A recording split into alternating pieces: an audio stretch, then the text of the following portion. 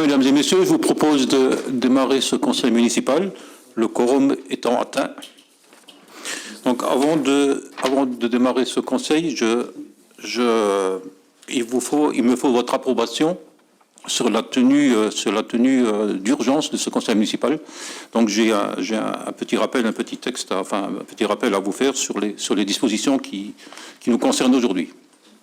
Donc, c'est l'article L21-21-12 du Code général des collectivités territoriales prévoit dans les communes de plus de 3500 habitants le délai de convocation du conseil municipal est fixé à 5 jours francs, au moins avant le jour de la réunion. C'est bon, il y a un problème avec la porte? Ah ouais. En cas d'urgence. Voilà. En cas d'urgence, le délai peut être abrégé par le maire sans pouvoir toutefois être inférieur à 1 jour franc. En application des dites dispositions, une convocation du conseil municipal en urgence a été déposée le 14 avril 2022 dans les boîtes aux lettres des élus aux alentours de 22 h, suivi d'un envoi via WebTransfer effectué le 15 avril 2022 à 9h10, soit précisément 4 jours francs avant la séance d'aujourd'hui. L'urgence de cette réunion tient à l'examen et au vote des budgets qui n'ont pas pu être adoptés lors du conseil municipal du 14 avril dernier, suite à un malentendu concernant le résultat du vote du point numéro 1 relatif à la fiscalité locale et intitulé « Fixation des taux de taxes locales 2022 ». Vote qui, par ailleurs, et après vérification, donne le résultat suivant. Point adopté à la majorité de 17 voix pour, 8 abstentions, 2 voix contre et à noter 6 absents n'ont été représentés par aucun pouvoir. Or, dans la mesure où ce résultat n'a pu être vérifié immédiatement et après le vote du fait de la divergence d'appréciation, j'ai levé la séance puisque dans tel contexte, je ne pouvais soumettre le budget au vote. Toutefois, et compte tenu du délai, une nouvelle réunion du conseil municipal a été programmée immédiatement au plus tôt, tenant compte du week-end pascal, pouvant avoir un impact sur le quorum, ce qui explique la tenue de la réunion de ce soir. Par conséquent, je vous informe que je retire le point numéro 1, fixation des taux de taxes locales 2022, de l'ordre du jour de cette séance, puisque celui-ci a été adopté lors du conseil municipal du 14 avril dernier. Voilà. Est-ce que j'ai votre approbation pour la tenue du caractère urgent de ce conseil? Monsieur Atmania. Alors, par rapport au caractère urgent sur le conseil, j'observerai 2 choses. La première, c'est que, vous l'avez dit vous-même, on dépasse les 3 jours francs que vous nous avez indiqués dans la convocation. Et donc, je comprends et on s'en était même mis d'accord sur le principe lors de la séance du conseil de la semaine dernière. Hein.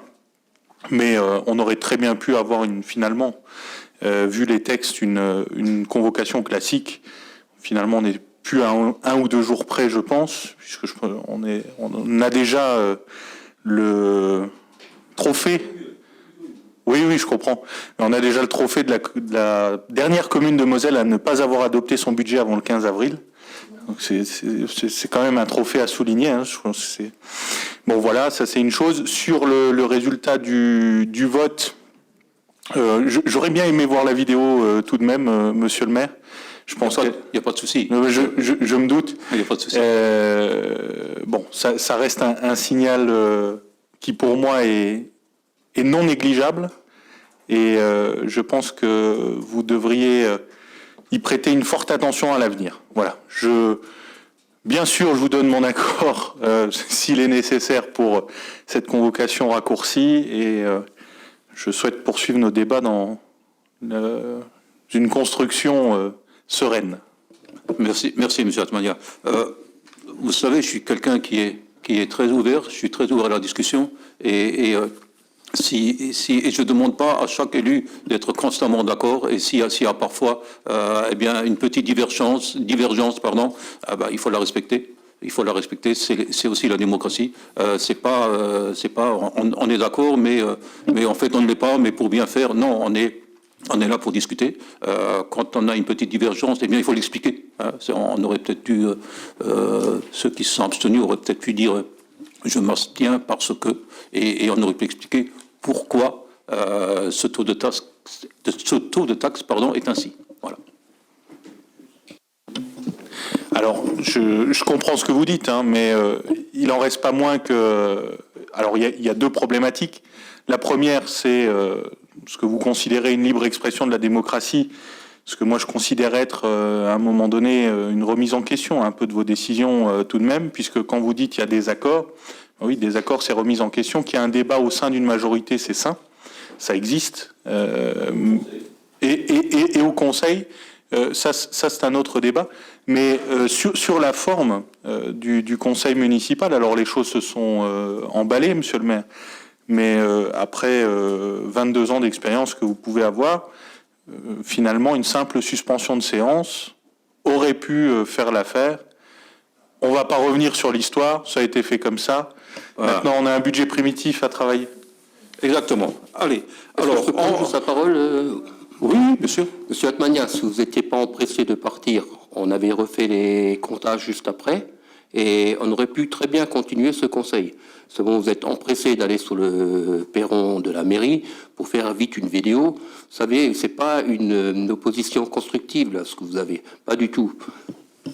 Alors, monsieur Elfenstein, je suis parti quand le maire a levé la séance et pas avant. Vous êtes empressé de partir. Vous ne nous avez pas laissé beaucoup de temps. Quand le maire a levé la séance. Bien. Alors, venons aux procurations et aux absents.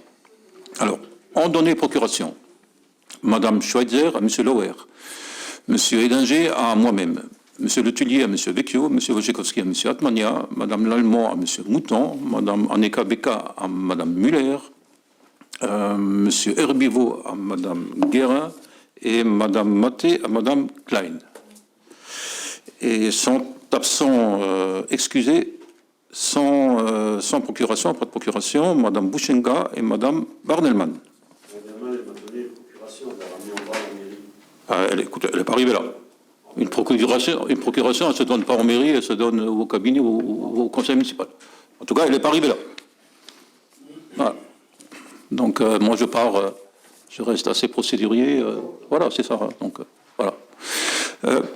Je tenais en remerciement à remercier les élus, mais pas que les élus. Il y a eu samedi soir un feu dans un sous-sol, dans un garage. De nombreuses familles, sur 3 entrées, ont dû être évacuées. Je remercie tout d'abord la protection civile d'avoir réagi très vite. On a ouvert le foyer du Vennec. Ça s'est fait rapidement. Je remercie les élus qui sont arrivés avec du café, du thé et plein de choses pour les faire patienter en attendant qu'ils puissent regagner leur domicile au bout de 2 heures environ. Je remercie également les pompiers qui étaient là très nombreux et très précautionneux, puisqu'il y a eu des problèmes il fallait vérifier, c'était bien, il y avait des monoxydes de carbone un peu partout, il fallait vérifier. Donc, je remercie tous ceux qui étaient là. Voilà. C'est dans ces moments-là qu'on voit qu'il y a une solidarité qui se met en place. Et ça nous rappelle qu'on a un grand chantier à faire. C'est notre plan communal de sauvegarde. On y travaille déjà, mais c'est très important. Et on se rend compte qu'il faut être très précis. Il faut être très précis lorsqu'on a des événements inattendus, pour pouvoir rapidement avoir les moyens et connaître les moyens qu'on met en place. Voilà, ces remerciements étant faits, et on a donc relongé une famille jusqu'à hier soir. Hein. Ils ont été pris en charge par le bailleur à partir d'aujourd'hui. Voilà. C'est ça. On peut remercier le Roi Soleil. Oui. Et je pense qu'on peut remercier le Roi Soleil qui a répondu présent, comme ils avaient répondu présent au mois d'août quand il y a eu la tempête. Et je rappelle quand même qu'ils ont offert une nuit d'hôtel. Hein. Il faut le dire, ils ont offert une nuit d'hôtel à toutes les familles au mois d'août. Sur les 2 nuits d'hôtel, ils en ont offert une à toutes les familles qui ont été relogées. Il y avait de mémoire 12-15 familles environ. C'est ça. Bien. Alors, commençons ce conseil. point numéro 1 étant retiré puisqu'il a été adopté au Conseil précédent, passons au point numéro 2 qui est l'examen du vote du budget primitif. Et c'est M. Loher qui a la parole. Merci, Monsieur le maire. Donc, bis repetitas. Donc, je précise que le budget principal est voté chapitre par chapitre. Chaque conseiller est en possession d'un exemplaire complet du budget ainsi que du rapport de présentation. Donc, je propose au conseil municipal de faire part de ses observations éventuelles et de voter à main levée au fur et à mesure de la lecture du budget qui lui est faite et d'adopter les différents chapitres du budget primitif 2022. Donc, je cède la parole. Qu'est-ce qu'il lit Béatrice, c'est vous qui lisez les chapitres?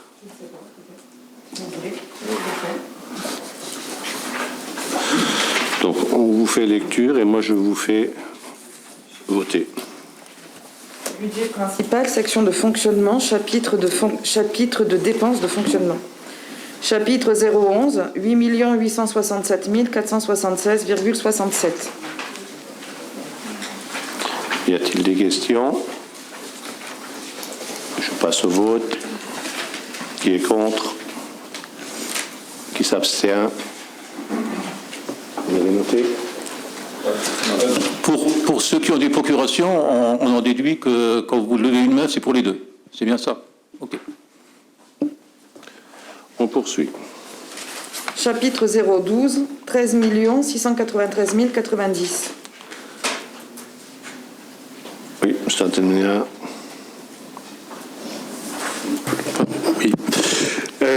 Oui, je me permets de vous interroger sur le chapitre 012, donc les charges de personnel. Donc vous avez inscrit 13 693 000 euros. Pour mémoire, budget précédent, vous indiquez 13 millions 7. Par contre, là, moi, je me rapporte au compte administratif 2021, puisque ça fait aussi l'objet d'un article de presse en disant 948 000 euros de baisse de charges de personnel à la mairie de Saint-Avold, mais là, vous réindiquez par rapport au compte administratif 2021 une hausse de 864 000 euros. Donc, je me permets de vous interroger sur le montant de cette hausse inscrite au budget primitif 2022 par rapport à ce qui a été exécuté au compte administratif 2021. Si vous pouvez nous expliquer ces 864 000 euros de supplément sur ce compte 012. Je le fais ou tu... Si, je laisse faire. Oui, en fait, pour faire le budget du 012, donc le personnel, hein, les frais du personnel est assimilé, on est parti sur le réalisé 2021, auquel on a ajouté un certain nombre d'éléments qui sont principalement, vous savez que le président de la République a annoncé une augmentation du point d'indice pour les fonctionnaires, et on a estimé, on s'est dit, il faut bien caler une date, hein, elle n'est pas officielle, mais on s'est dit en milieu d'année, donc en milieu d'année, cette augmentation représente 370 000 euros à peu près. On anticipe également, on y met le recrutement du nouveau DGS, hein, qui est aussi pour 100 000 euros environ, on a vu large, on sait pas, on ne connaît pas le profil encore, donc on ne connaît pas les prétentions et l'expérience. On a également prévu de doubler certains postes parce qu'ils vont partir en retraite. Donc pendant une période, il y a un tuilage à faire pendant une certaine période et c'est des postes d'encadrement. Il y a un recrutement également, il y en a un qui a été fait, il y en a encore un qui est à faire sur la police municipale, hein, la sécurité, je pense que c'est important, il faut renforcer la police municipale. Il y a eu des départs qui n'ont pas été remplacés tout de suite, donc il y a deux postes à pouvoir, un a été fait, il y en a encore un en cours. Alors, il y a également un recrutement, il nous faut de l'aide au nouveau service commerce et social, où il nous faut, rue des Américains, il nous faut quelqu'un en plus qui puisse faire de l'accueil quand l'agent d'accueil n'est pas là. Il faut prévoir les remplacements. Et il faut également avoir du secrétariat. Donc cette personne fera aussi du secrétariat partagé entre le social et le commerce. Il y a également... il y a toujours les prévisions, les impondérables, qui est le remplacement des arrêts maladie.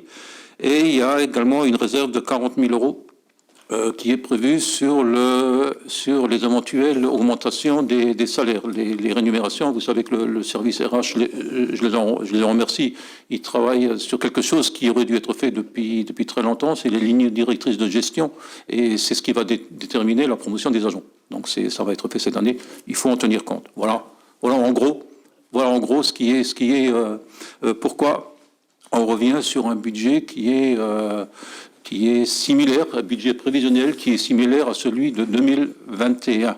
À savoir que proportionnellement, on est en dessous. Si j'ai lu, on est en dessous. Quand je dis proportionnellement, c'est la part que ça représente sur le budget total de fonctionnement. Oui, alors, je vous suis globalement sur la hausse du point d'indice annoncée par le président de la République. Bon, ça, finalement, c'est une mesure sur laquelle on ne peut pas influer et je pense qu'il est aussi bénéfique à nos agents les moins gradés et donc qui bénéficient de la rémunération la plus faible. Éventuellement, possibilité d'accord aussi sur le coût potentiel d'un DGS dont on peut comprendre qu'il coûte cher. 100 000 euros, il faut voir.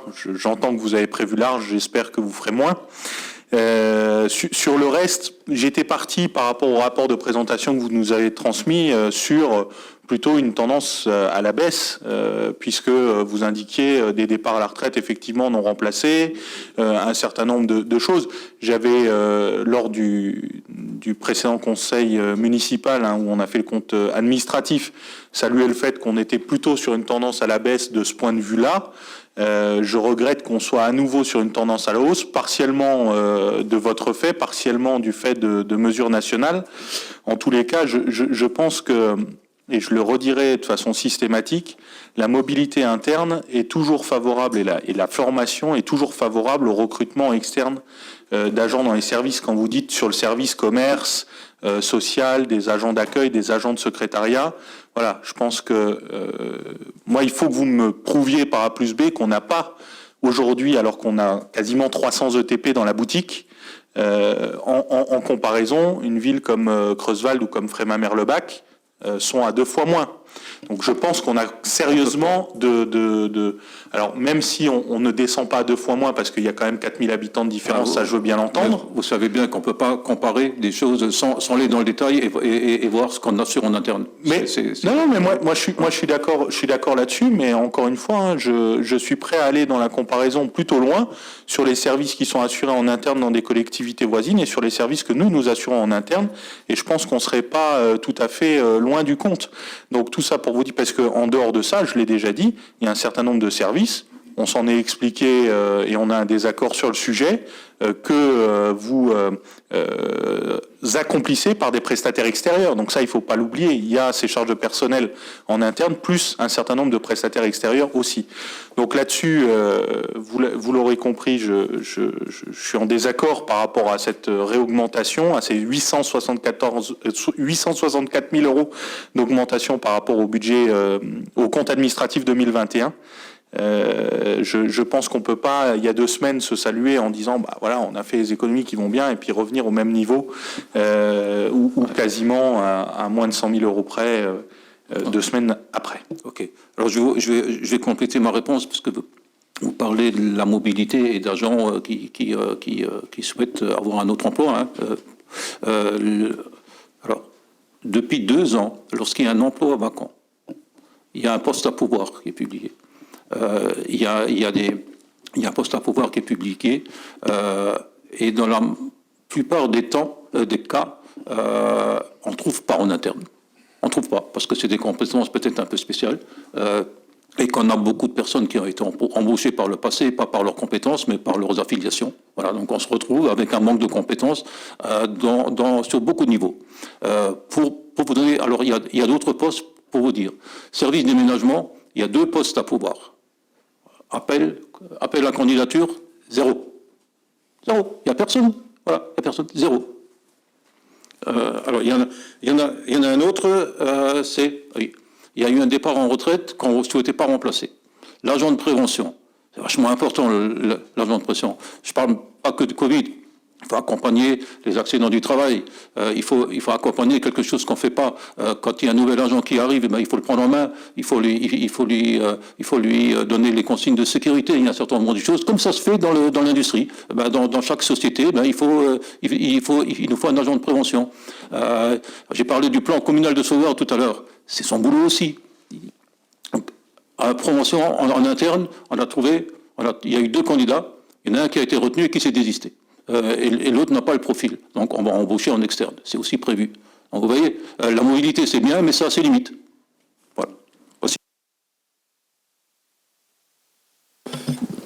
Sur la mobilité interne, alors permettez-moi de vous dire, les retours que j'ai de la maison sont aussi que bien souvent, il y a une frustration de certains agents quand ils postulent à certains postes qui sont ouverts dans le cadre d'une mobilité interne, qu'ils ont plus d'ancienneté, plus d'expérience et tout simplement plus de connaissances dans le domaine recherché et qui finissent par ne pas être recrutés. Quand on a des agents qui se font passer devant, entre guillemets, par certains autres que vous venez de recruter, intégrés d'office à la fonction publique par du catégorie C, forcément, ça grince des dents. Et forcément, à un moment donné, si vous voulez, alors je cite un cas de figure parmi d'autres, mais ce que je veux dire par là, Monsieur Steiner, c'est que on a là des frustrations chez les agents, et je pense qu'il y a une question qu'on se pose pas suffisamment dans cette maison, et moi je suis assez attentif à avoir un retour, peut-être un rapport psychologique ou quelque chose de ce type-là sur le bien-être de nos agents en mairie. Je pense que des agents qui sont mal au travail sont pas forcément bien dans l'exécution de leurs tâches, et vous parlez de copinage ou d'affiliation, vous avez dit, je crois. Je pense que là-dessus, il faut être plutôt très zen. Vous avez une maison en main, vous êtes dans une collectivité locale, donc il y a des recrutements qui ont été faits à une époque où vous étiez d'ailleurs l'adjoint au personnel, qui ont été des recrutements locaux. Sur quelle base ils ont été faits? Je ne vais pas vous refaire l'histoire, M. Atmania. Ne venez pas sur ce tapis-là. Allez, je pense que vous êtes bien expliqué. Mais après, je suis d'accord avec vous. Après, il y a un mot que vous n'avez pas dit. Dites-moi. Quand il y a un jury et quand il y a des candidats, il y a un mot que vous n'avez pas dit. C'est la motivation. Voilà. On pourrait en débattre.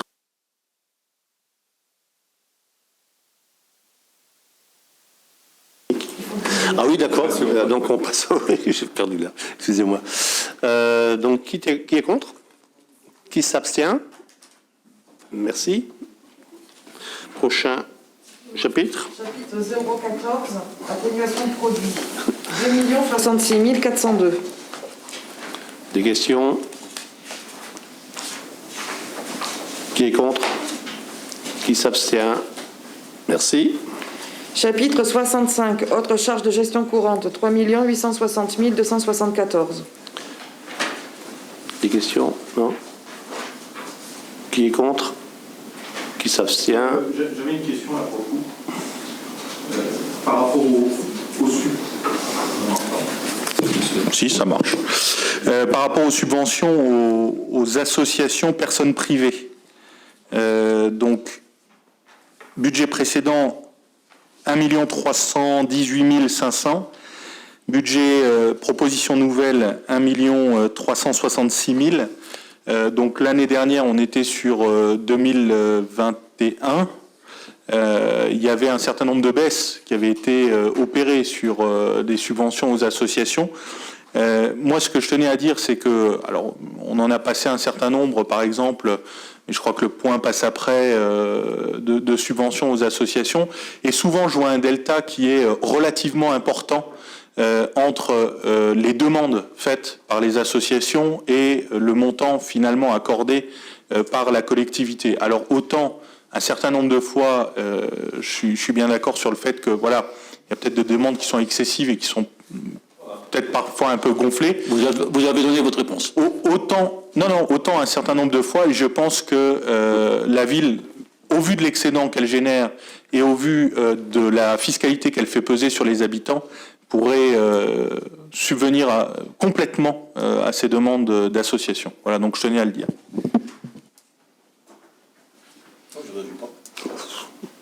C'est un point de vue. Hein. Bien, on continue. J'ai fait voter là ou pas? Je sais plus. D'accord, donc qui est contre? Qui s'abstient? Merci. Chapitre 66, charges financières, 467 000. Qui est contre? Qui s'abstient? Merci. Chapitre 67, charges exceptionnelles, 50 624,40. Qui est contre? Qui s'abstient? Merci. Chapitre 68, 0. 023, non? Oui, on passe au 23. Après, c'est 00. Chapitre 023, virement à la section d'investissement, 3 897 119,78. Des questions? Vous pouvez juste nous repréciser. Oui. Vous pouvez juste nous repréciser d'où provient ce virement à la section d'investissement? C'est le différentiel positif, hein, c'est l'excédent, c'est ça?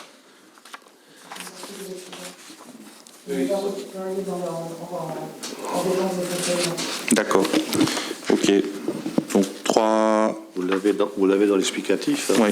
3,8 de virement d'excédent. D'accord. Ouais. Chapitre 042, opération d'ordre, transfert entre sections, 734 242,88. Oh, pardon, vous n'avez pas fait voter. Vous n'avez pas fait voter. Excusez-moi. Bien, qui est contre? Qui s'abstient? Merci. Excusez-moi, je suis allée trop vite. Oui. Chapitre 042, opération d'ordre de transfert entre sections, 734 242,88. Des questions? On passe au vote. Qui est contre? Qui s'abstient? Merci. Recettes de fonctionnement. Chapitre 013, atténuation de charges, 243 434. Pas de questions. Donc je passe au vote. Qui est contre? Qui s'abstient? Merci. Chapitre 70, produits de services, domaines et ventes diverses, 723 205. Qui est contre? Qui s'abstient? Merci. Chapitre 73, impôts et taxes, 22 445 623,78. J'ai une question. Non, c'est pas une question, c'est une remarque, mais vous l'aurez compris. Alors là, je suis totalement contre. Hein. Je vais pas m'étendre sur le point. Juste, je fais simplement une remarque sur le produit fiscal, mais on y viendra un peu plus tard. Il y a un produit fiscal qui est supérieur à 8 millions et des brouettes. C'est même plus que des brouettes. Et l'investissement qui est provisionné cette année, c'est 7 millions 9. Donc en fait, en termes de symbole, si vous voulez, on ne remet même pas en investissement ce qu'on ponctionne en taxes. Et je pense que les Naboriens, comme les habitants de n'importe quelle collectivité, sont tout à fait capables de comprendre, de dire, OK, on vous taxe, mais par contre, on investit et on réalise des travaux, des choses qui vont améliorer votre cadre de vie, votre quotidien, etc., etc. Et je pense que, vu le niveau de taxation maintenu, la moindre des choses aurait été de consacrer au moins autant en investissement cette année que le montant du produit fiscal attendu. Voilà ma remarque. Ah, de cette manière, vous êtes un peu... alors, faites-nous une proposition. Ce qui est mis sur le fonctionnement et pas l'investissement, on enlève quoi? On enlève aux associations? Dites-nous, il faut faire un choix. On enlève, c'est un équilibre à trouver. Hein. Alors, moi, je peux vous en faire plein de propositions. On peut revenir... C'est la commission des finances qu'il faut parler à la commission des finances. C'est là qu'il faut débattre. Rassurez-vous. Alors, moi, ce que je vous propose, c'est un peu compliqué de revenir en arrière là pour... Mais revenez pas comme l'année dernière avec une proposition de budget après coup. non, mais... et faire tout un laïus Monsieur dans les médias et autres. Donc, allez, soyez court. Mais vous inquiétez pas, je vais être court, concis, cool. Je veux aussi regarder le débat, tout comme vous, je pense. Donc voilà.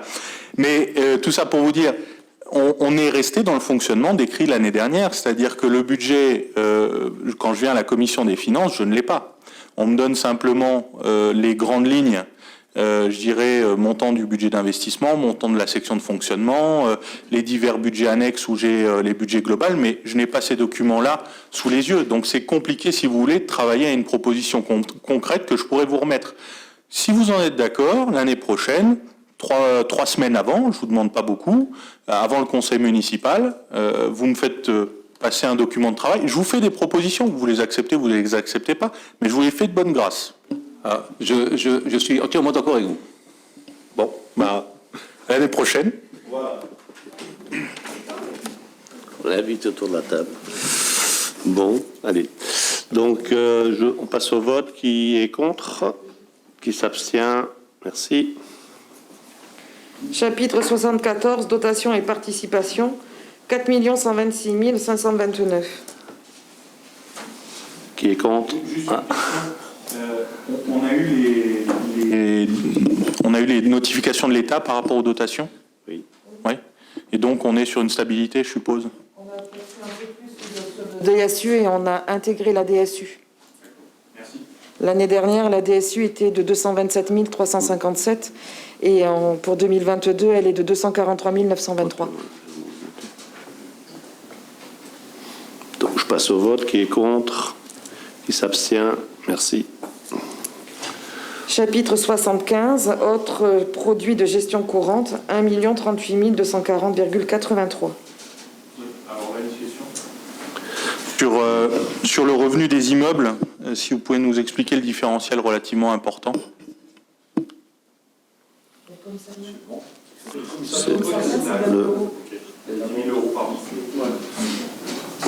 Essentiellement, oui. Essentiellement commissariat, puis après l'augmentation des loyers avec l'indice de la construction.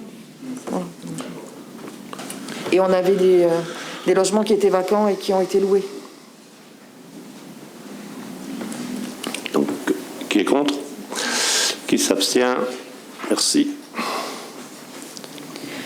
Chapitre 77, produits exceptionnels, 430 000 euros. Qui est contre? Qui s'abstient? Merci.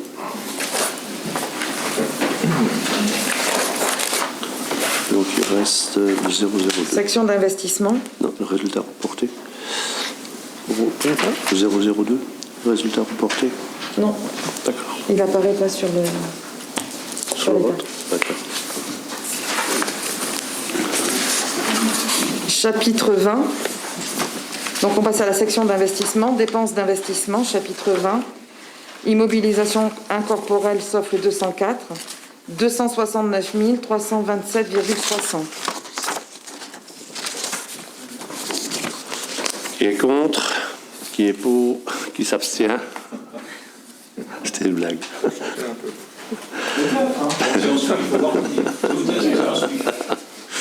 Chapitre 204, 900.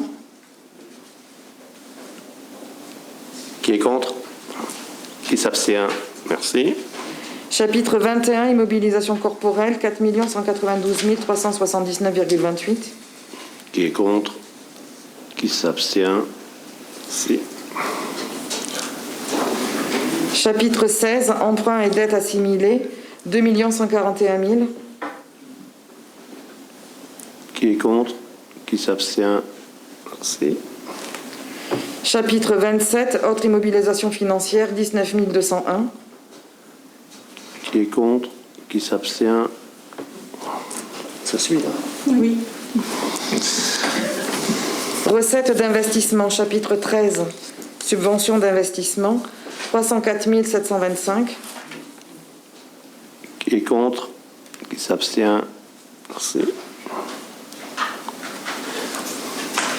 Chapitre 10, dotation, fonds divers et réserves, hors le 1068, 461 000. Qui est contre? Qui s'abstient?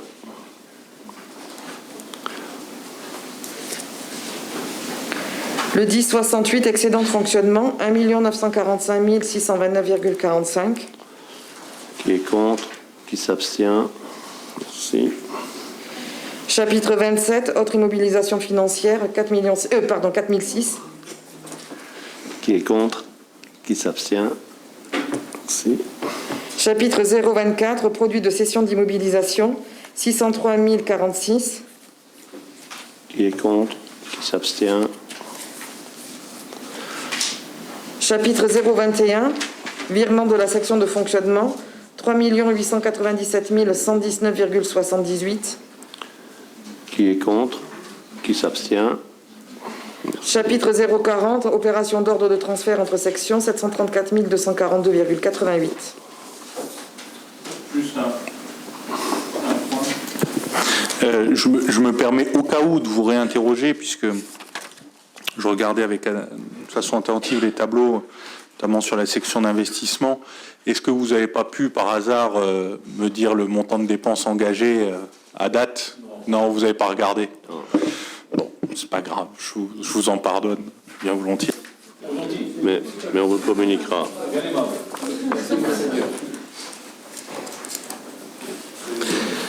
Donc je passe au vote. Qui est contre? Qui est pour? Qui s'abstient? Je teste, Madame Le Samazic. Merci. Hein? Voilà, donc je vais continuer la lecture.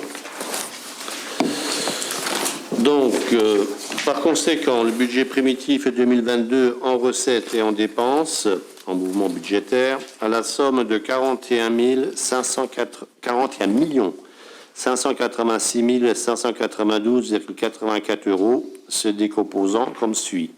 En investissement, 7 950 363,11. En fonctionnement, 33 636 229,73. Donc un total en dépenses comme en recettes de 41 586 592,84 euros. Étant précisé que son équilibre est assuré par un produit fiscal de 8 695 483 euros et un résultat de fonctionnement reporté de 4 629 197,12. Il n'y a donc aucune nécessité de mobiliser de l'emprunt pour financer les dépenses d'investissement. Très bonne nouvelle. Qui est inédite depuis plus de 20 ans. Qui est inédite depuis plus de 20 ans.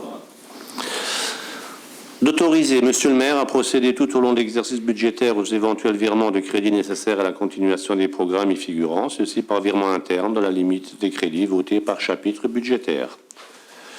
Voilà. Donc je mets aux voix qui est contre. Oui. Pas la peine. J'aimerais une question que je pense qu'il faut rappeler les choses sur la dotation de solidarité urbaine, la fameuse DSU. Cette DSU, elle a été créée pour réduire les inégalités sur la ville et notamment dans tout ce qui est cohésion sociale.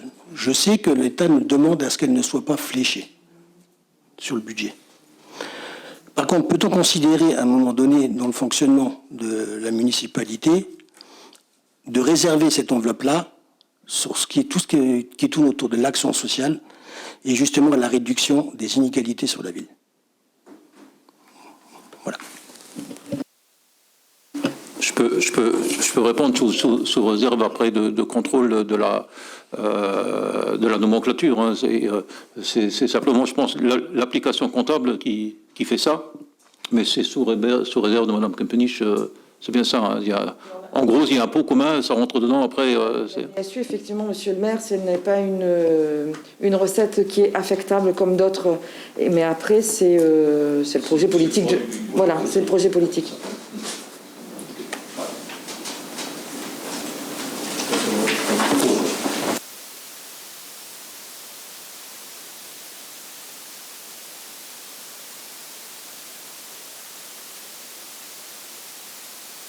On va continuer avec les budgets annexes.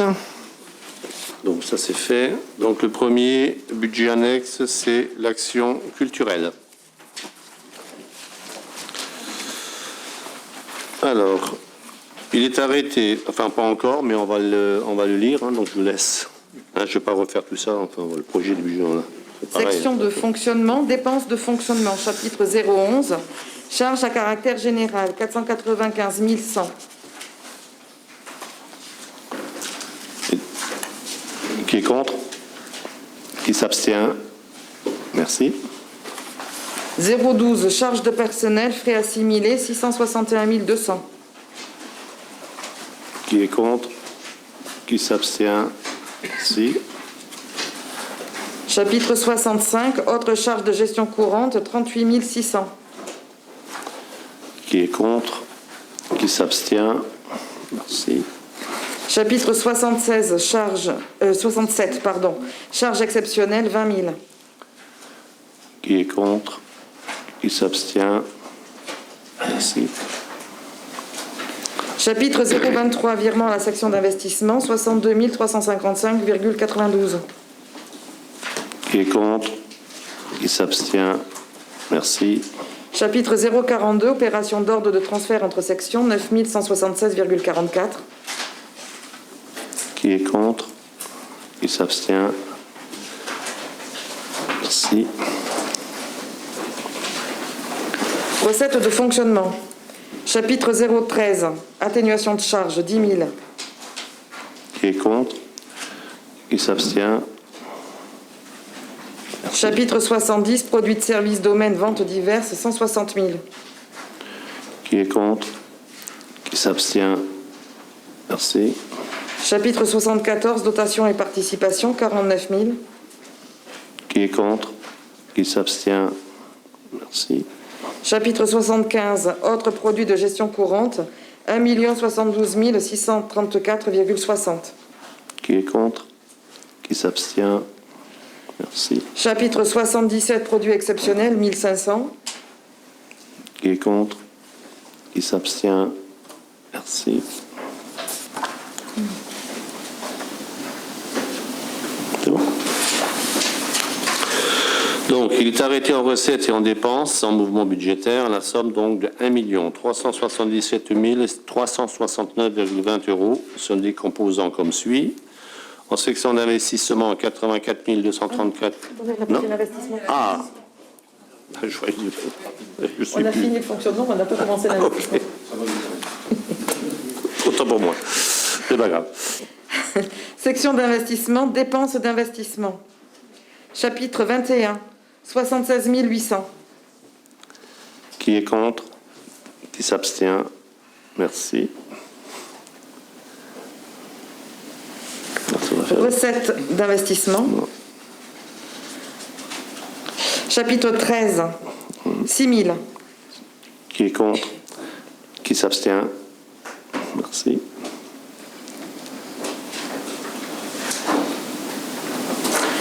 Chapitre 021, virement de la section de fonctionnement, 62 355,92. Qui est contre? Qui s'abstient? Merci. Chapitre 40, opération d'ordre de transfert entre sections, 9 176,44.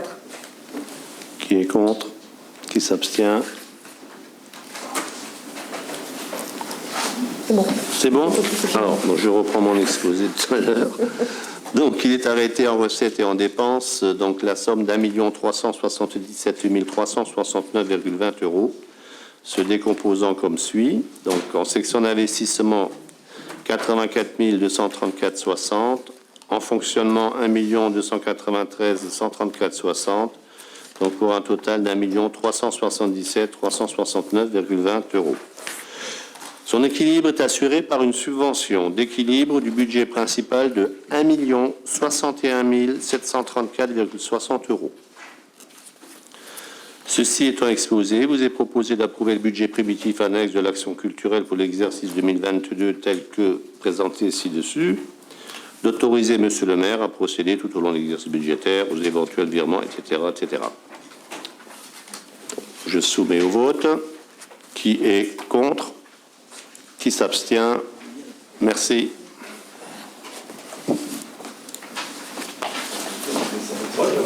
Hein? Oui, on va continuer. Budget annexe Ardon du Pic. Madame Kempenich, je vous laisse lire. Section de fonctionnement. Dépenses de fonctionnement. Chapitre 011, charges à caractère général, 183 000. Qui est contre? Qui s'abstient? Merci. Chapitre 66, charges financières, 5 500. Qui est contre? Qui s'abstient? Merci.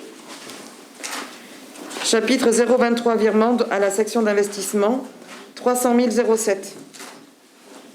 Qui est contre? Qui s'abstient? Merci.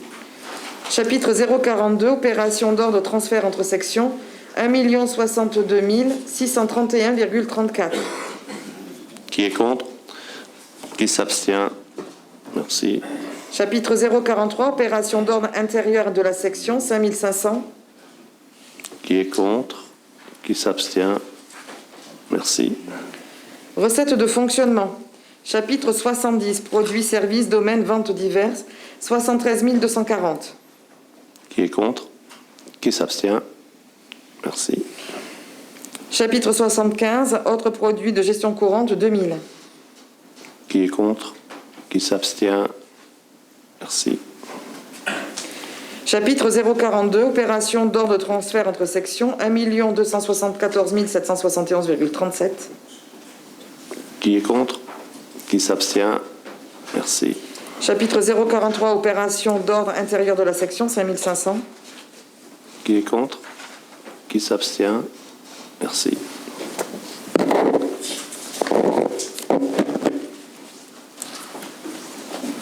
Section d'investissement. Dépenses d'investissement.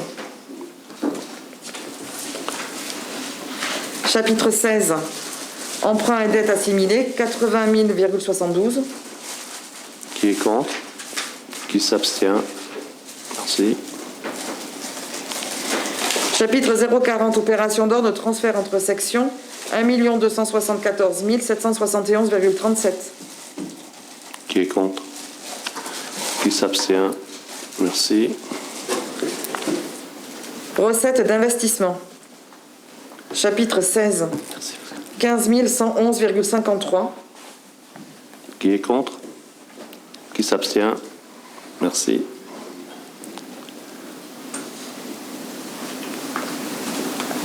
Chapitre 021.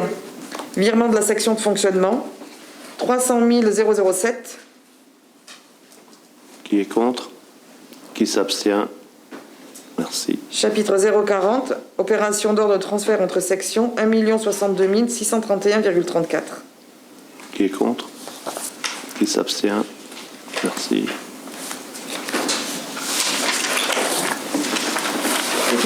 C'est fini.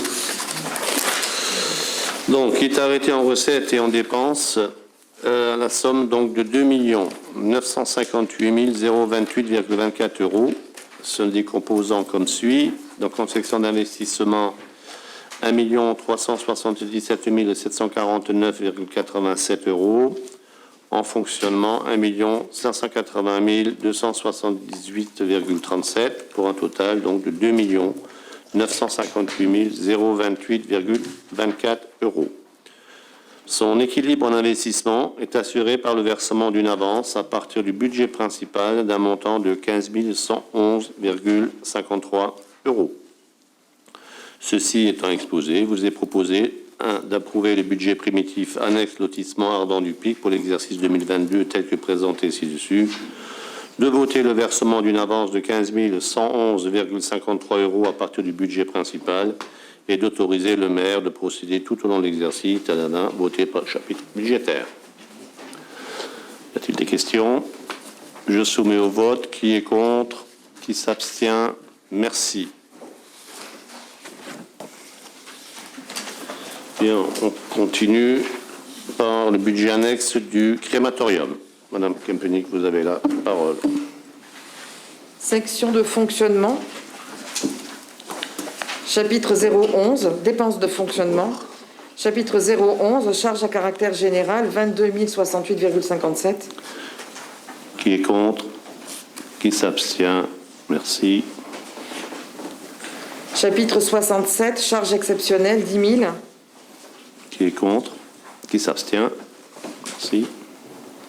Chapitre 042, opération d'ordre de transfert entre sections, 15 349,43. Qui est contre? Qui s'abstient? Merci. Recettes de fonctionnement, chapitre 75, autres produits de gestion courante, 37 418. Qui est contre? Qui s'abstient? Merci. Et voilà. Donc on passe Fini pour le fonctionnement. investissement. Section d'investissement, dépenses d'investissement, chapitre 21, immobilisation corporelle, 76 747,15. Qui est contre? Qui s'abstient? Merci. Recettes d'investissement.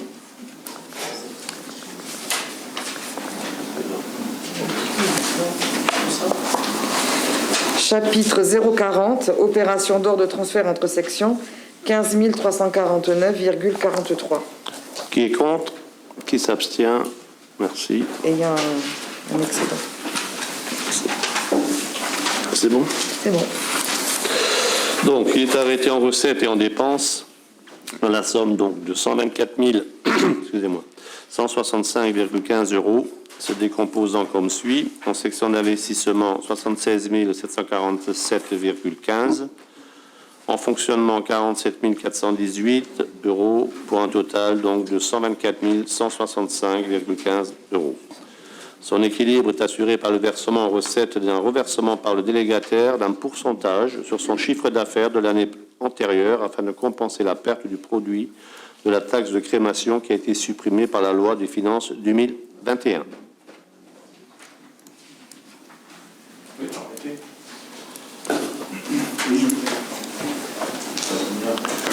Ça vient. Oui, Monsieur Larouer, je me permets juste d'intervenir donc sur une chose. Je vote contre. Alors comprenez, c'est pas la volonté de me faire une tendinite au poignet pour le conseil municipal. Pour moi, c'est simplement une mesure de cohérence. Si je vote contre le budget primitif principal, je vote contre les budgets qui en découlent. Ça ne veut pas dire que je suis contre l'action culturelle de la ville ou un certain nombre de services, je dirais, qui tournent de façon classique. C'est simplement que si je suis pas d'accord avec le budget principal, je peux pas être d'accord avec les budgets qui en découlent. C'est juste de la cohérence. Je tenais à le signaler. Ok, ça n'engage que vous, monsieur, de toute manière. Donc, ceci étant exposé, il vous est proposé d'approuver le budget primitif annexe du crématorium pour l'exercice 2022 tel que présenté ci-dessus et d'autoriser le maire à procéder tout au long de l'exercice voté par chapitre budgétaire. Donc, je passe au vote. Qui est contre? Qui s'abstient?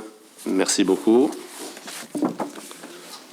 Donc, permettez que je me... Bon, ça... rafraîchir un peu. Voilà. Merci. Bien, on va passer au budget annexe du parking Saint-Nabord. Vous avez la parole, Madame Kimpany. Dépenses de fonctionnement, chapitre 011, charge à caractère général, 248 000. Qui est contre? Qui s'abstient? Merci. Chapitre 66, charges financières, 93 000. Qui est contre? Qui s'abstient? Merci. Chapitre 023, virement à la section d'investissement, 20 716,40. Qui est contre? Qui s'abstient? Chapitre 042, opération d'ordre de transfert entre sections, 130 283,60. Qui est contre? Qui s'abstient? Merci. Recettes de fonctionnement, chapitre 70, vente produits fabriqués, prestations, 24 000. Qui est contre? Qui s'abstient? Merci. Autres produits de gestion courante, chapitre 75, 15 000. Qui est contre? Qui s'abstient? Merci. Chapitre 77, produits exceptionnels, 453 000. Qui est contre? Qui s'abstient? Merci. Investissement.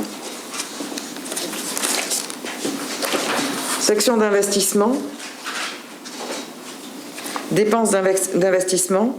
Chapitre 16, emprunt et dette assimilée, 151 000.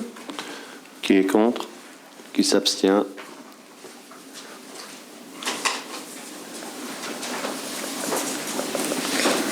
Recettes d'investissement.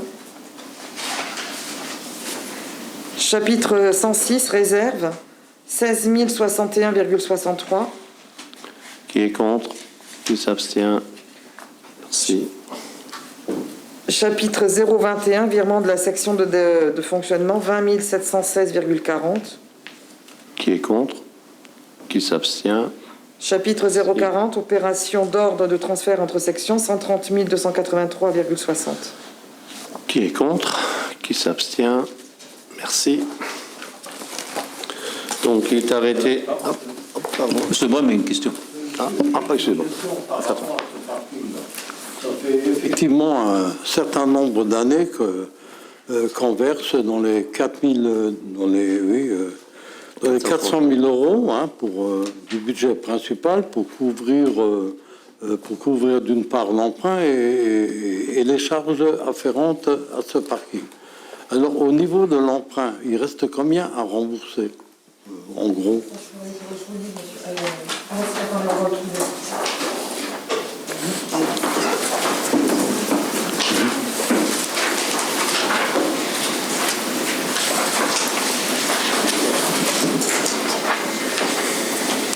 Ça, je le fais du verbe et...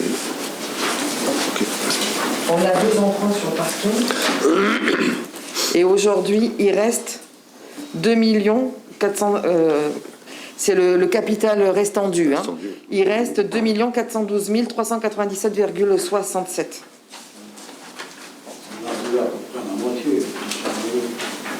Oui. 3 millions au départ. Oui, au départ, on avait 3 889 950. Parce que 4 millions.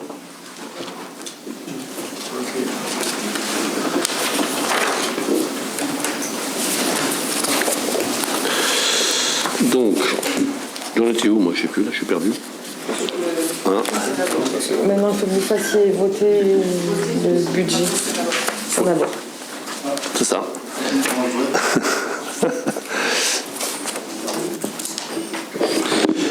Oui, alors juste avant le vote, je vous l'avais déjà dit, hein, mais c'est vrai que la situation du parking, elle est pour moi préoccupante.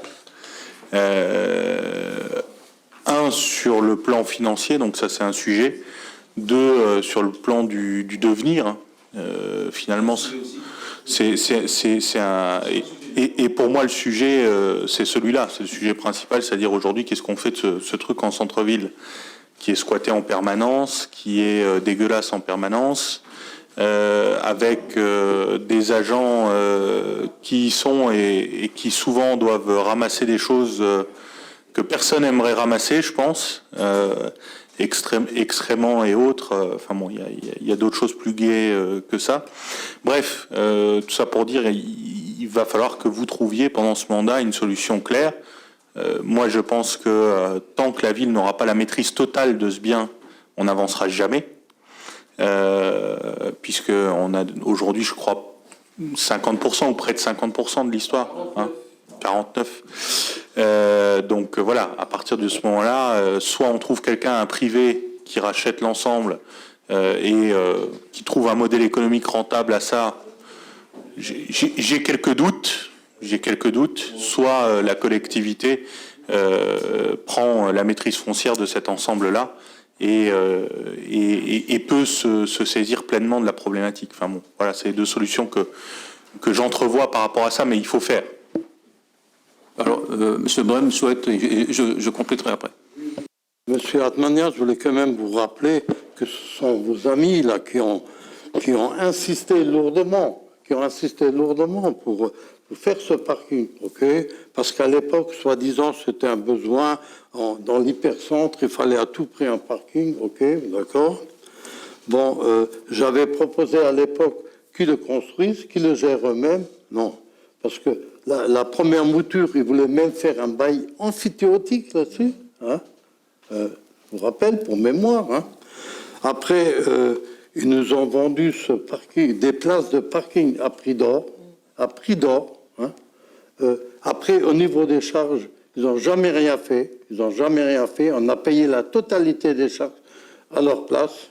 Et demain, on ne vendra pas. C'est pas ceux qui se sont engraissés hier qui viendront demain s'engraisser à nouveau en nous rachetant les places de parking. Voilà. Bon, je vais dire la même chose, mais un peu autrement. Il faut qu'on reparte d'une base saine. Aujourd'hui, elle n'est pas saine. Le parking, c'est une copropriété, hein, vous l'avez bien dit. Il était géré par un syndic, par un gestionnaire de syndic, qui, entre guillemets, je le dis, s'est sauvé. Son mandat est arrivé à terme et il n'a pas donné suite. On n'a pas de compte rendu, on n'a pas d'État, on n'a rien. Et la ville assure l'entière responsabilité de toutes les charges et de la sécurité. Les factures énergie ne sont pas payées depuis longtemps. Énergie sont nées de 70 000 euros, c'est ça.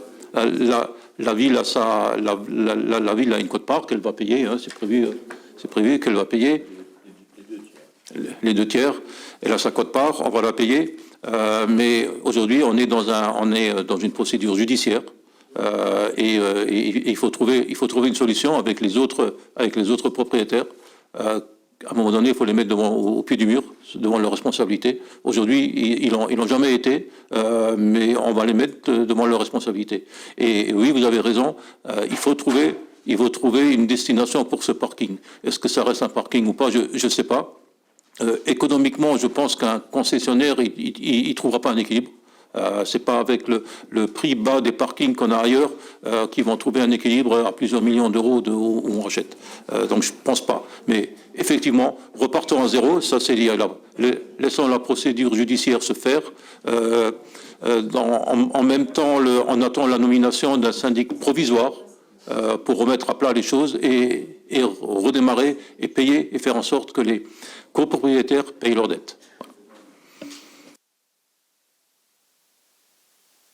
Oui, effectivement, je voudrais juste insister que les autres propriétaires n'ont jamais mis la main à la poche. Et ça continue encore aujourd'hui, hein, avec la dette de la régie, des 70 000 euros qu'on a pour l'éclairage, pour tout ce qui est électricité. Là, c'est pareil. Hein, la régie, elle coupera le courant s'ils ne sont pas payés, tout simplement. Hein. Donc nous, on va payer notre quote-part, mais les autres ne bougent pas actuellement. Hein. Et ça, c'est depuis des années, et ça continue. Oui, non, mais... Alors, que vous intentiez une action en justice pour finalement que les autres copropriétaires payent leurs charges, c'est, je dirais, la réaction de n'importe quel copropriétaire dans une copro qui va mal. Donc ça, c'est une chose, je l'entends. Mais encore une fois, vous l'aurez compris, moi, je suis focalisé sur, voilà, aujourd'hui, quelle est la situation pour les Naboriens, les Naboriennes qui garent leur voiture là-bas, qui tout simplement traversent ce parking à pied. La question des étudiants du lycée Poncelet qui sont au-dessus, en termes de sécurité, etc. Enfin bon, bref, voilà, mon sujet à moi, il est là. Il n'est pas dans... enfin bon, moi, je vous le rappelle, cher Jean-Claude, j'étais pas là avant juillet 2020. Hein, contrairement à d'autres, je vais pas les citer, ce serait pas productif. Donc voilà, simplement pour dire, mon sujet, il est sur ce qu'on va en faire demain. Et je pense que la solution est urgente, du moins, la solution à trouver est urgente, plutôt urgente.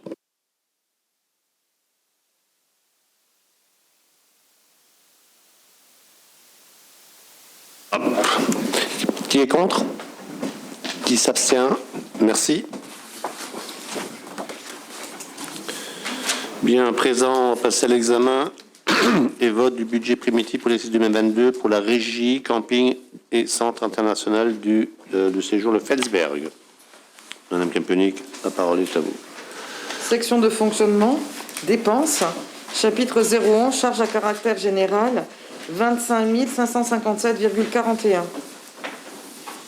Qui est contre? Qui s'abstient? Merci. Chapitre 012, charges de personnel, frais assimilés, 65 000. Qui est contre? Qui s'abstient? Merci. Chapitre 65, autres charges de gestion courante, 700. Qui est contre? Qui s'abstient? Merci. Charges exceptionnelles, 350, chapitre 67. Qui est contre? Qui s'abstient? Merci. Recettes de fonctionnement, chapitre 70, vente, produits fabriqués, prestations, 61 700. Qui est contre? Qui s'abstient? Merci. Pour la section de fonctionnement. Investissement.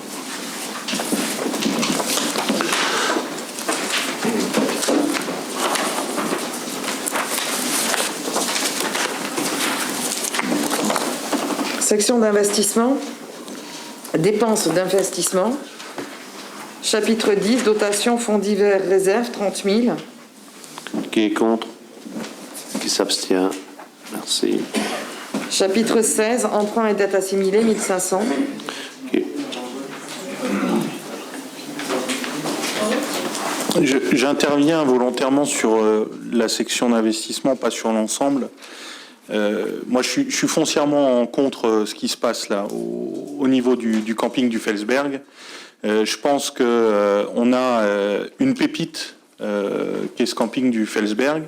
Vous avez choisi d'arrêter l'hébergement en dur, c'est une erreur claire. Je pense qu'on n'avait aucun hébergement dans le secteur qui ressemblait à cette offre-là, qui méritait bien évidemment d'être rénové. Alors pourquoi je dis j'interviens sur la section d'investissement? Parce que la plupart des lignes en section d'investissement sur le camping du Felsberg, c'est zéro. C'est zéro. Moi, j'y suis allé dernièrement par rapport à ce qu'on y trouvait il y a un certain nombre d'années. Le site, il est dans un état déplorable. Il est dans un état déplorable. Et je pense qu'on ne peut pas accepter cette situation-là. Vous avez, je dirais, à la va-vite, là, décidé de cette fermeture de l'hébergement en dur. Alors ça coûte de l'argent, etc. On voit que vous n'avez pas de souci à dépenser de l'argent pour autre chose. Là, visiblement, ça vous pose un problème. J'ai pas l'impression qu'il y ait une réflexion sur le devenir de cet outil-là qui devrait être un des joyaux de Saint-Avold.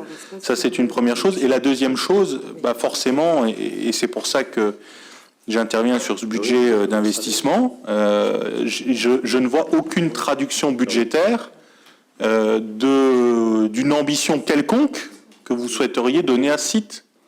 En tous les cas, pas cette année. Là, vous avez, je dirais, un budget qui dit, il y a 65 000 euros de charges de personnel, donc on paye, je pense, 2 personnes là-dedans, peut-être 3, ça dépend des salaires, mais allez, globalement, charge de personnel, très bien. Et ensuite, qu'est-ce qu'on fait? On vend quelques places de camping-car et c'est tout. Et c'est à ça que ça se résume, le Felsberg. Je suis désolé, je ne suis pas en accord avec cette vision-là, et donc je tenais à le dire et à monter au créneau, et je pense qu'on a besoin d'autre chose. Alors, je suis d'accord sur vos 2 derniers mots. On a besoin d'autre chose. Je suis d'accord avec ça. Maintenant, sur l'investissement. Avant d'investir, posons-nous la question, qu'est-ce qu'on fait? Donc c'est la question qui... C'est en cours depuis quelques mois. Des élus ont émis une première réflexion. On va confier on va ouvrir le périmètre de la réflexion et on va s'accompagner d'une agence qui s'appelle l'Aguram.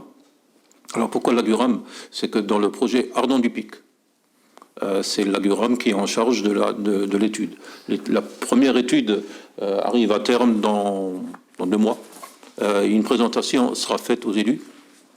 Et après, c'est Matec qui reprend le relais pour Ardent du Pic. Et donc, dans cette étude, il a été mis en évidence, cette étude prend en compte un certain nombre de points. Alors, pas que l'Ardent du Pic, il y a les déplacements doux, et il y a ce qui est directement autour, les liaisons avec le centre-ville, et quand on prend un peu de hauteur, alors je dis géographiquement, hein, on regarde le plan, ce poumon vert qui est là. Et se dire, on peut pas ignorer le fait qu'il y a cette pépite dont vous dites, on peut pas l'ignorer, et il faut compléter l'étude d'Ardent du Pic avec celle du Felsberg. Et il faut que ça reste une destination touristique. Il faut qu'on ait pas seulement le site comme on le voit aujourd'hui en haut, mais il faut prendre la réflexion à partir de la barrière. À partir de là, voilà. Est-ce qu'il nous manque? Est-ce qu'on peut envisager, s'il y a un investisseur qui vient avec un hôtel qui est vu hein, depuis Un hôtel doit être bien placé sur un axe passant qui est de la RD 603 qui est passé là. Donc il faut une réflexion globale. Et alors, avant de dépenser de l'argent dans de l'investissement, sachons sûr de ce qu'on va en faire. Après, pour le personnel, vous n'êtes pas si bien renseigné que ça, parce que au budget, officiellement, c'est un poste et demi. Je crois qu'ils sont 5, à peu près 5. Donc on a réduit la voilure, même 7 si je prends les 2 veilleurs de nuit qu'on a dû engager, parce qu'on a l'hébergement en dur, hein, on nous impose la sécurité, on nous impose une présence 24 heures sur 24, 7 jours sur 7. Donc... Vous l'avez permis, l'hébergement en dur. Oui, c'est ce que je viens de dire, mais on nous l'a imposé donc depuis 3-4 mois. On a dit avant ça sert à rien de continuer à perdre de l'argent. Alors, je pense qu'on est au-dessus de 100 000 euros par an. Aujourd'hui, avant de continuer à perdre de l'argent, avant de continuer à mettre l'argent dans un trou, sans fond, il faut avoir les bonnes réflexions et il faut avoir le projet qui va avec. Et trouver éventuellement des investisseurs. Mais ça, c'est l'étude qui nous le dira. Donc, avant de dépenser l'argent n'importe comment, ayant une réflexion. Et croyez-moi, le personnel est une charge et elle n'est pas la charge complète n'est pas répercutée sur le budget du régie du Felsberg. Elle est sur la charge du personnel sur le 012 qu'on a voté tout à l'heure. Voilà. Mais je suis d'accord avec vous. Il faut garder ce site. Il faut qu'on lui trouve la meilleure destination touristique possible. Alors.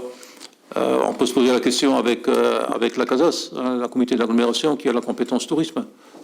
Ils ont la ville de Montrouge à la Muche.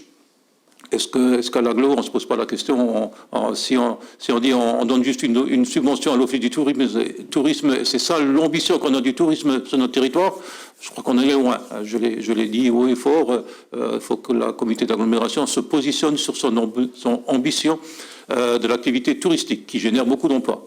Voilà. Donc oui, c'est un tout, mais n'allons pas trop vite. Et si pendant 1 an ou 2, eh bien, on lève le pied, c'est pour mieux repartir après. Monsieur le maire, moi je suis un peu surpris parce que souvent on est d'accord sur un certain nombre de constats, mais on diverge souvent aussi sur la façon d'y remédier.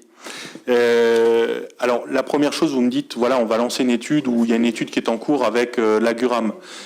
Très bien, je pense que vous savez, le principe dans une étude, c'est quand vous la commandez, vous avez un cahier des charges. Et la question, par qui est commandé et calibré ce cahier des charges. Là, vous nous dites, ben voilà, il y a les élus qui ont eu une première réflexion, et puis voilà.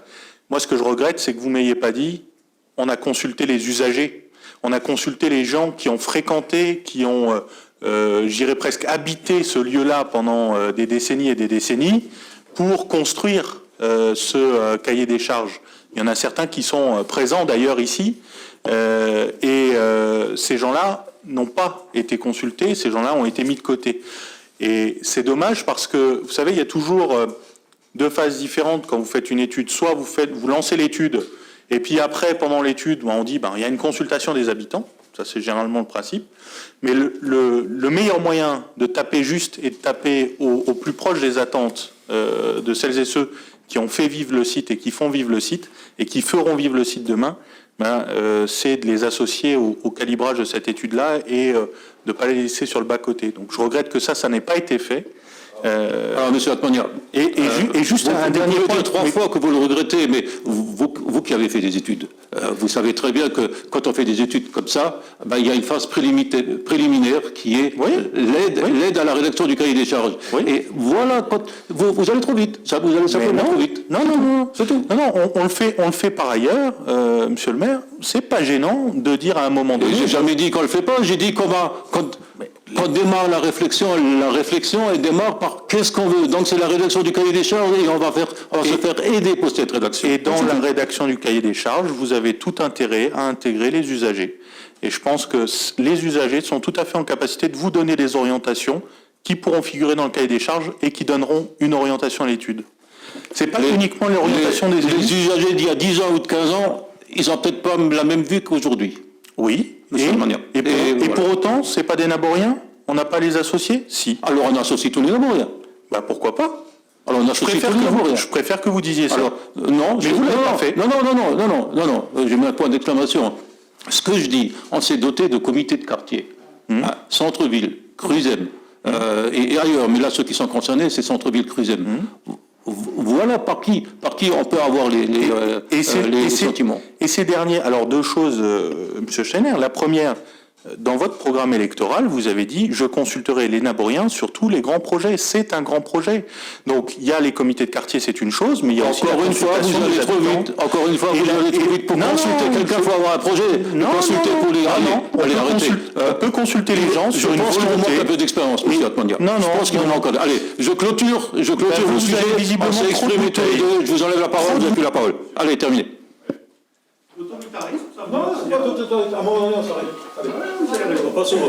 Non, pas encore. Il y a encore les recettes d'investissement. Recettes d'investissement, chapitre 165, dépôt et cautionnement reçu, 500. Qui est contre? Qui s'abstient? Merci. C'est fini? C'est fini? Oui. D'accord. Bien, et d'arrêter donc en recettes et en dépenses la somme de 123 107,41 €, se décomposant comme suit: en section d'investissement 31 500 €, en exploitation 91 607,41 €, pour un total donc de 123 107,41 €. Ceci étant exposé, il vous est proposé d'approuver le budget primitif de la régie du camping et du SIS Le Felsberg pour l'exercice 2022 tel que présenté ci-dessus, et d'autoriser le maire à procéder tout au long de l'exercice, voté par chapitre budgétaire. Qui est contre? Qui s'abstient? Merci beaucoup.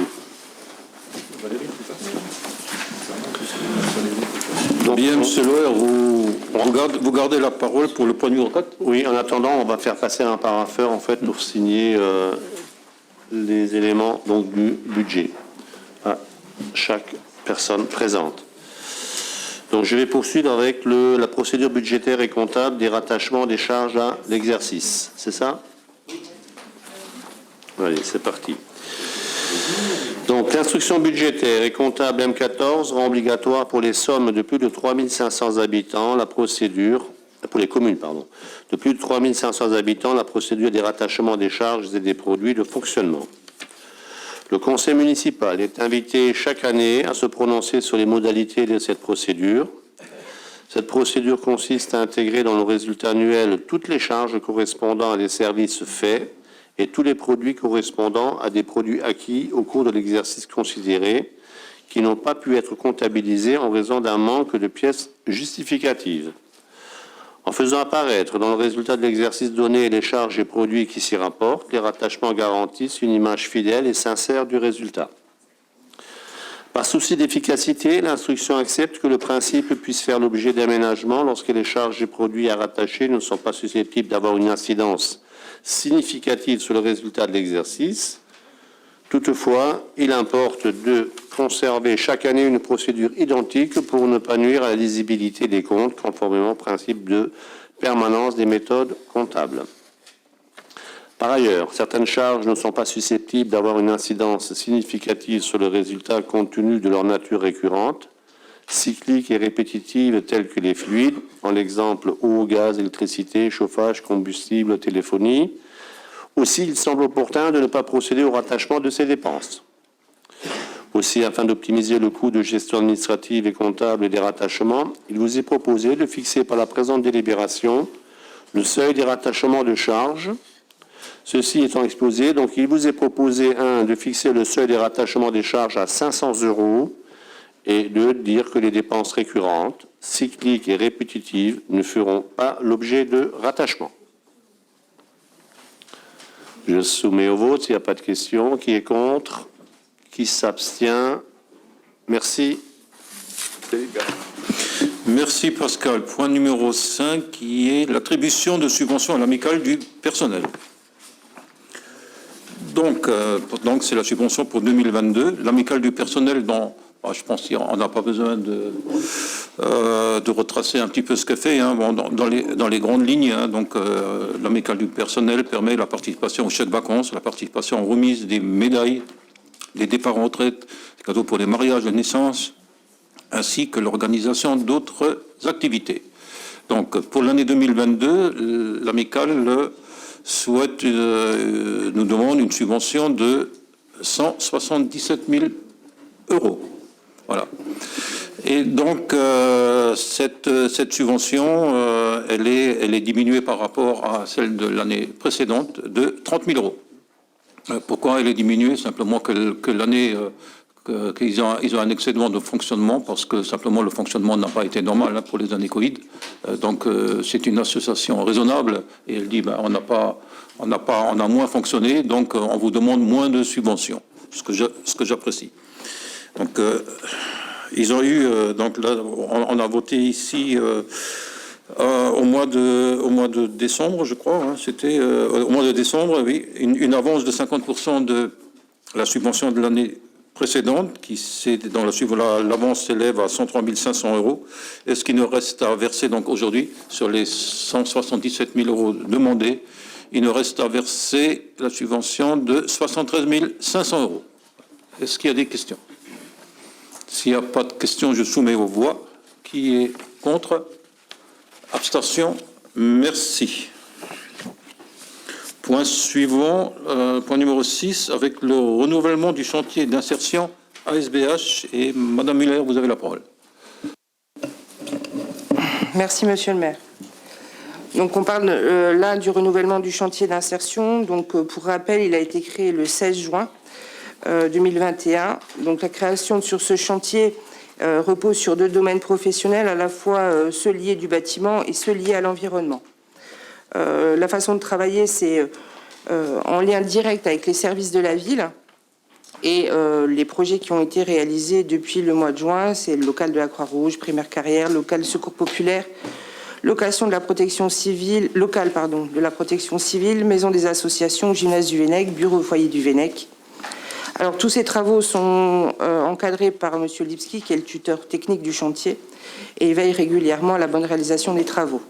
Vous avez en pièces 1 et 2 la liste des travaux à prévoir sur 2022 et le bilan qualitatif depuis le 1er juin 2021, sachant que on est présent au bilan tous les 3 mois.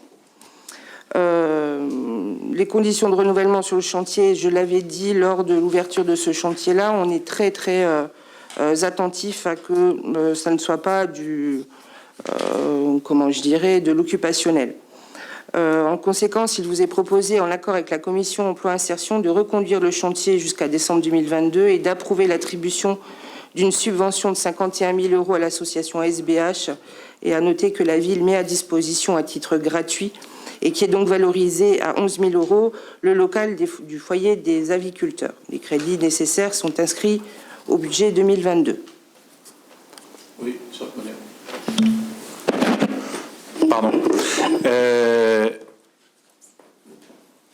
Oui, alors simplement pour dire sur les chantiers d'insertion, autant j'avais émis certains doutes donc quand ils ont été mis en place, autant les retours que j'en ai sont plus que positifs. Donc là, je pense que l'action est adéquate et juste, et donc il faut bien évidemment la reconduire. Donc je vous soutiens à 100% sur ce chantier d'insertion-là. Donc continuez à nous faire parvenir les bilans réguliers. Les bilans et vous êtes invité, si vous le souhaitez, à venir au bilan trimestriel. Oui, avec plaisir. Avec plaisir, je viendrai. Je vous dirai les prochaines dates. C'est une belle action en tous les cas. Très bien, je vous remercie. Voilà, je vais peut-être juste compléter, Karine, si tu veux bien. On a parlé tout à l'heure de recrutement d'agents à la ville de Saint-Avold, et pour certains postes où on n'a pas trouvé de poste à pouvoir, notamment au service des déménagements. Donc là, c'est à partir du début mai. Oui, début mai. Début mai, que 2 agents du chantier d'insertion vont intégrer l'équipe déménagement. Donc on va être dans une phase d'immersion et on verra après s'il y a satisfaction sur 1 ou sur 2. Voilà, d'où l'intérêt de la construction des parcours et de la mise en situation de travail purement à la mairie. Y a-t-il des questions? Donc je mets au vote. Oui. Ah oui. Oui, M. Chalal. Effectivement, bravo là pour ce dossier. Je sais que ça te tient à cœur, Karine. Merci. Juste une petite question ou une remarque.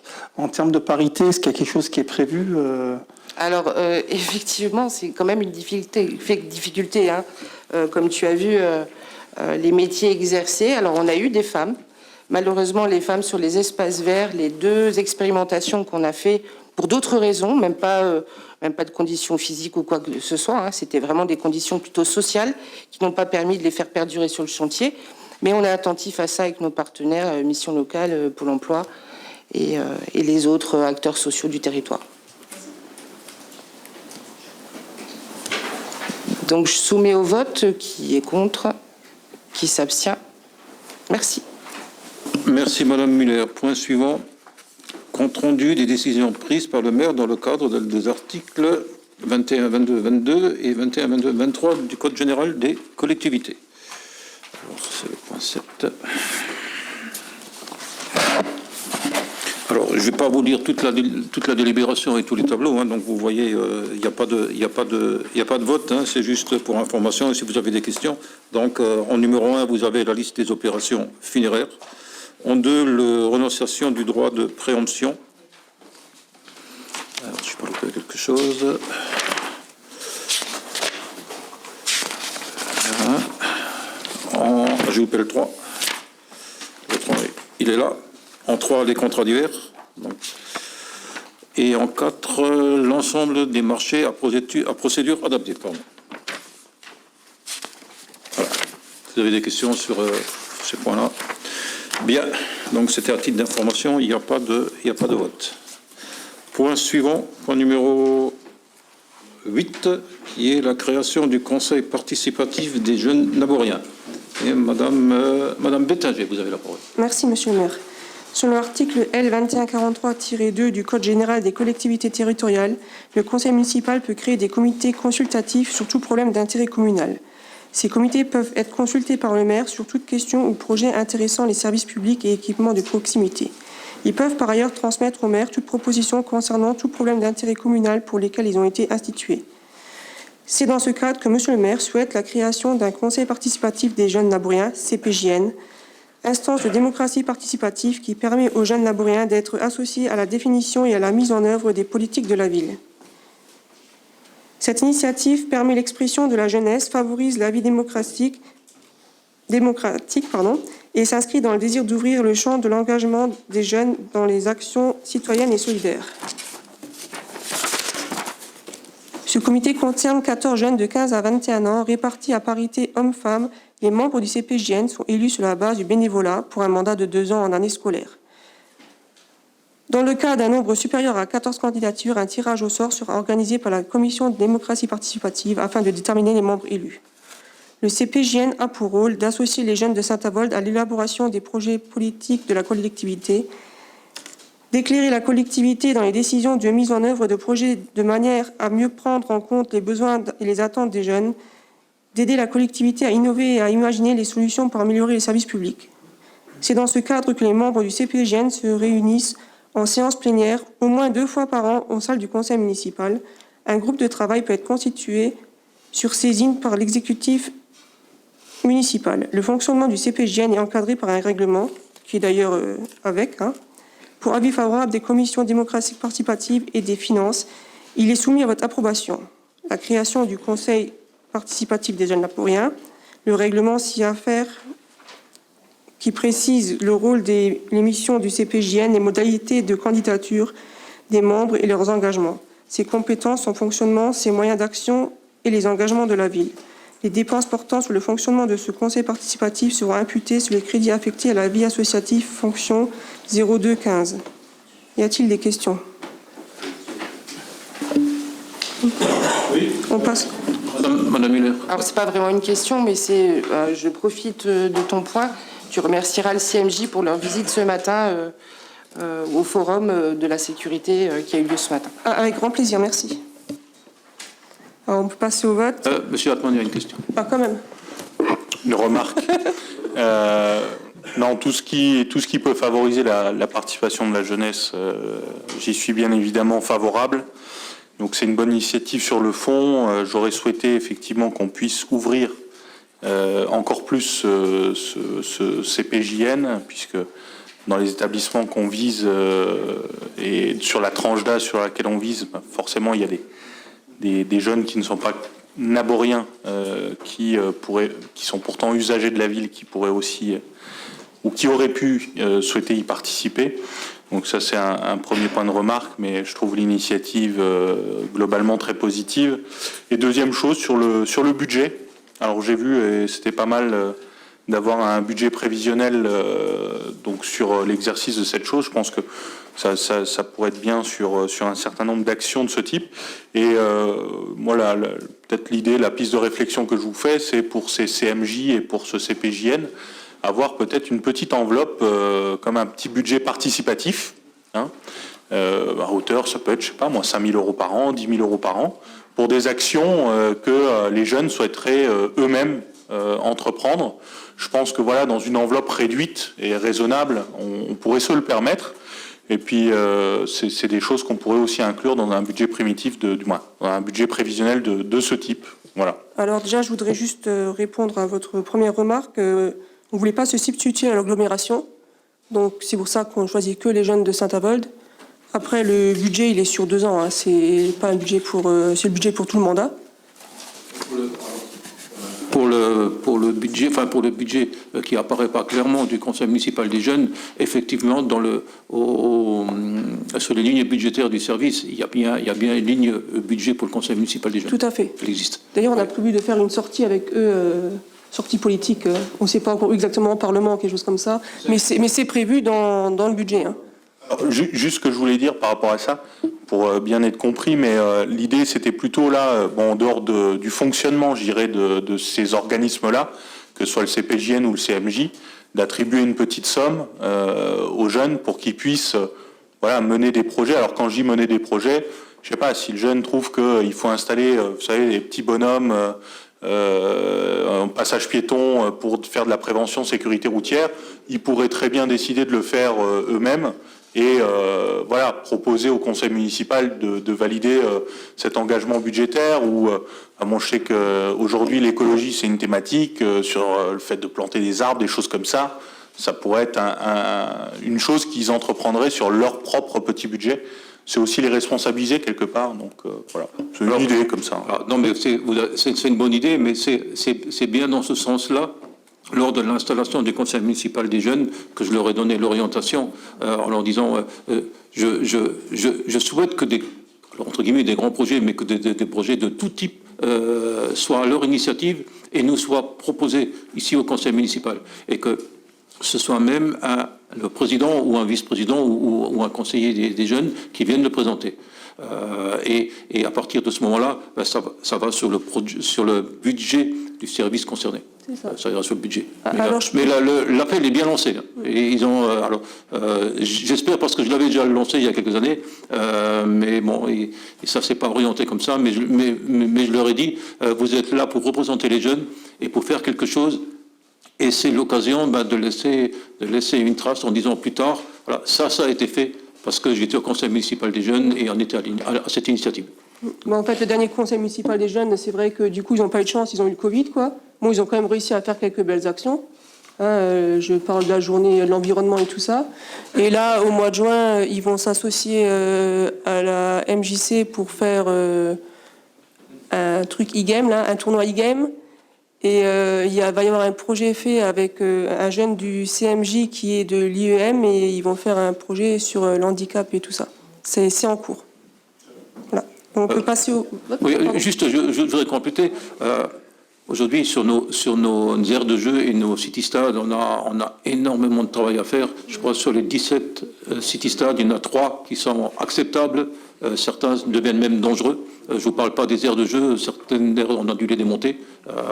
On envisage de faire par an 100 000 € de travaux.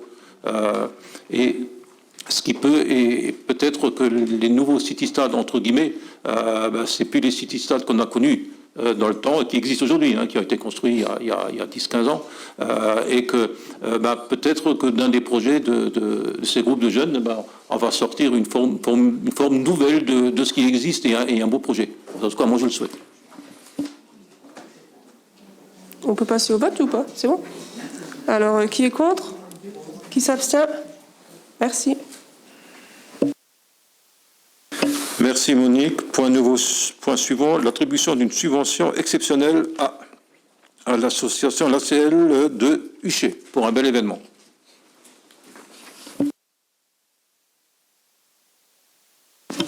Mettez le micro.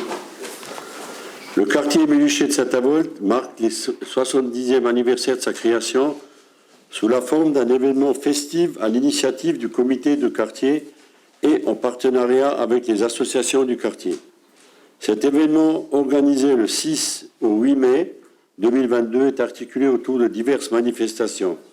Tournoi de molki, concours de dessin avec les écoles de Huchet, exposition de photos, voitures anciennes, animation musicale, tournoi de pétanque, kermesse, corso fleuri, tombola, marche de la cité. L'ambition est grande pour mobiliser les habitants du quartier et accueillir un public en grand nombre.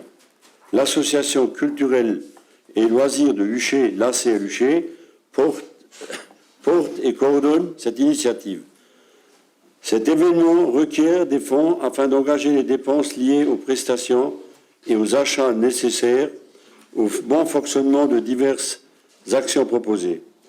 Il est à noter que l'ACL Huchet possède une autonomie financière, mais ne peut pas, au vu du budget prévisionnel et des factures communiquées, et supporter toutes les dépenses. Afin de soutenir cette initiative, la commission de la vie associative Vie de quartier, en accord avec la présidente de la commission des sports scolaires jeunesse, propose d'accéder à la demande d'aide financière de l'ACL Huchet à hauteur de 3 000 €, selon les répartitions suivantes.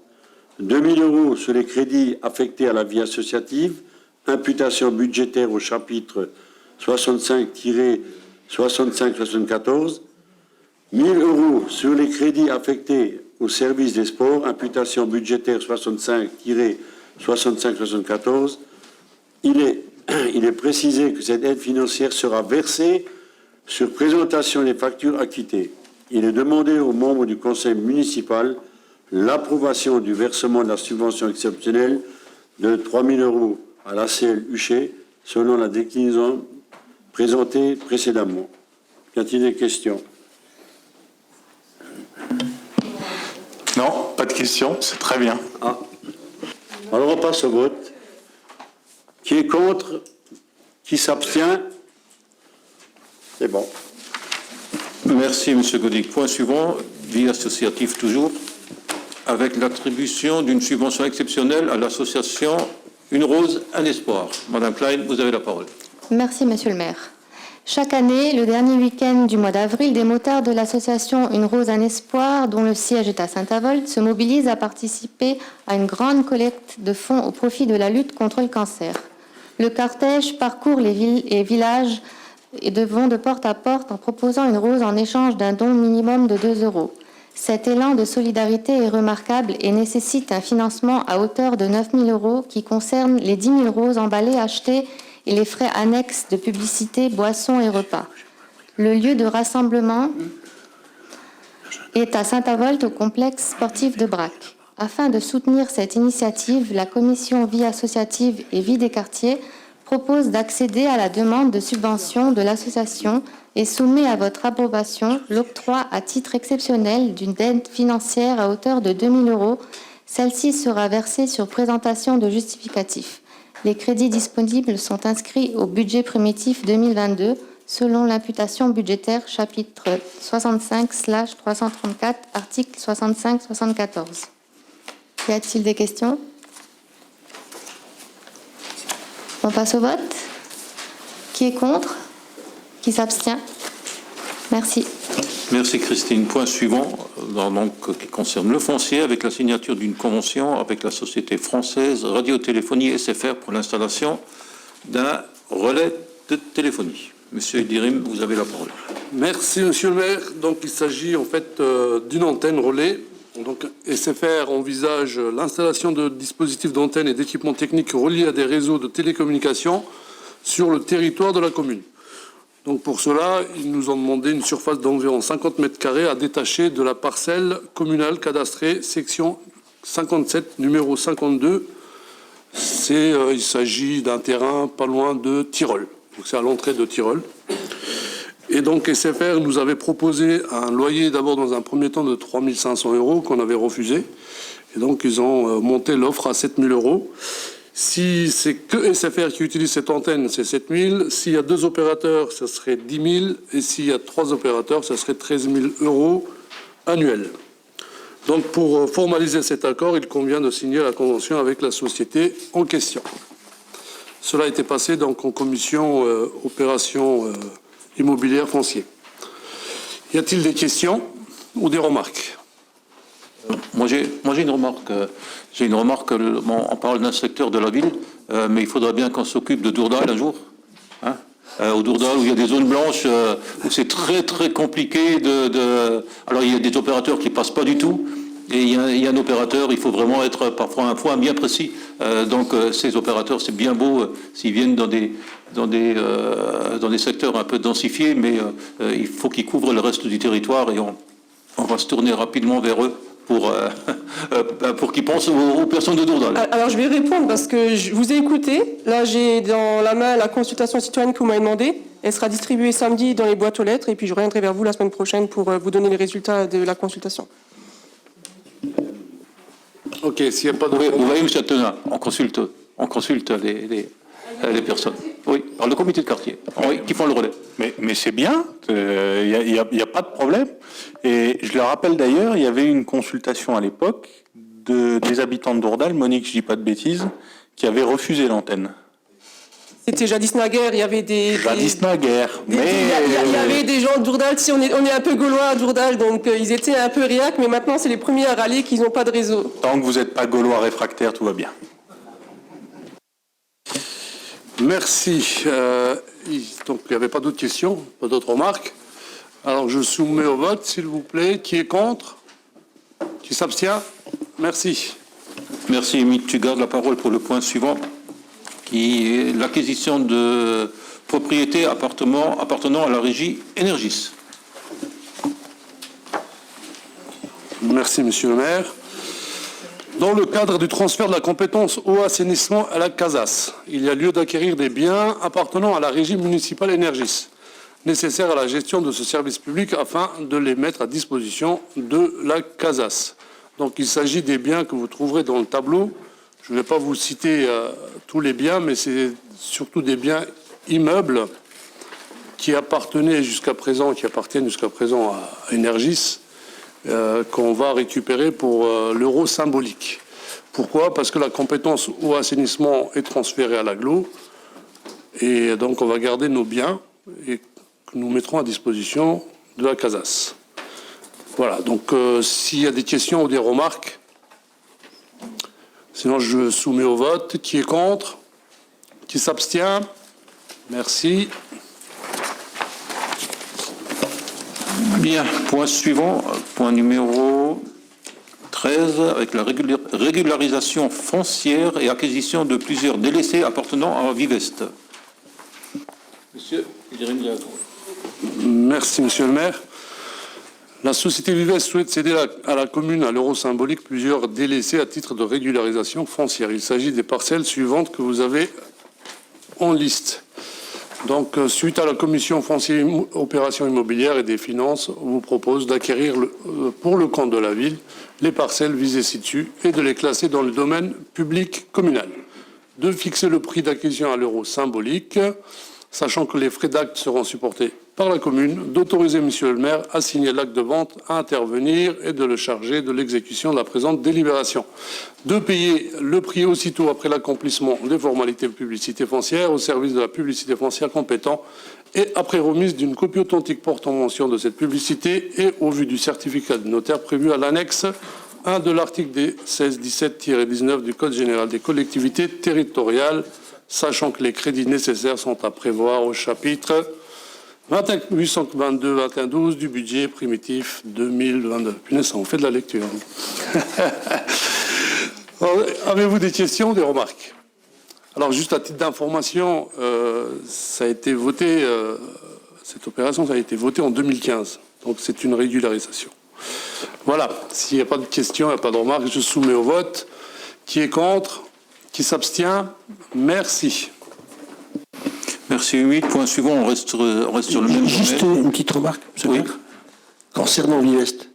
Parce que du coup, lors de l'incendie, on a pu rencontrer quelques locataires mécontents. Hein, et je sais que tu es attentif là-dessus. Donc, il est bon, je pense, de rencontrer la direction régionale de Vivest. Et urgent. Urgent. Et urgent, Faire un point le- peut-être sur ce que les habitants peuvent vivre dans ce quartier-là et peut-être ailleurs. Oui, oui. Il est urgent. D'ailleurs, j'ai demandé à ce que le rendez-vous soit pris rapidement. Oui. Bien, point suivant sur le même domaine, je disais, avec l'acquisition de parcelles appartenant toujours à Vivest sur Pré-aux-Moines. C'est M. Brem qui a la parole.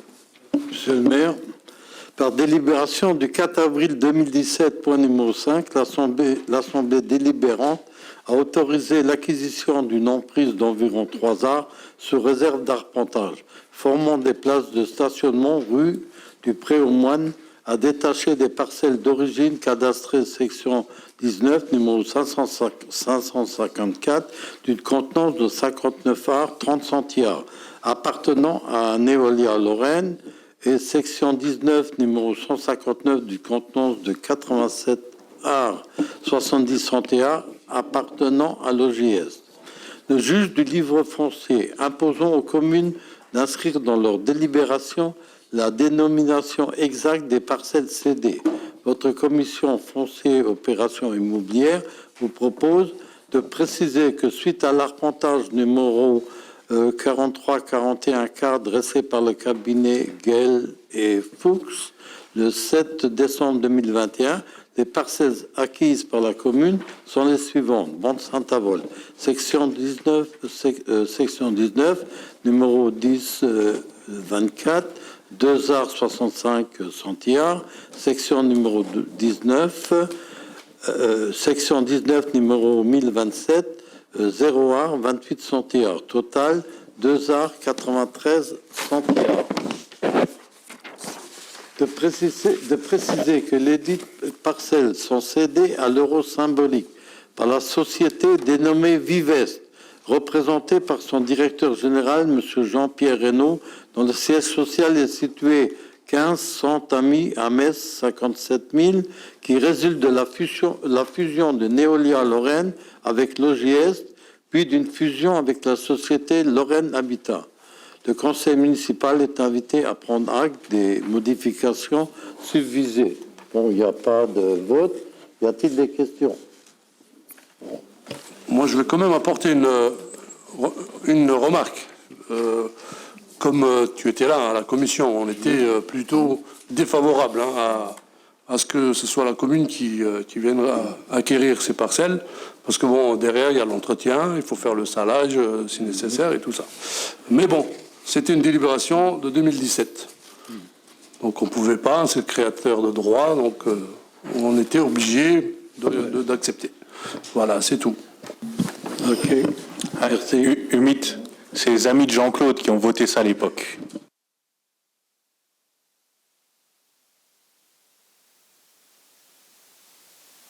Bien, comme il n'y a pas de vote, avant-dernier point, concernant les ressources humaines avec l'actualisation du tableau des effectifs. Madame Guérin, vous avez la parole.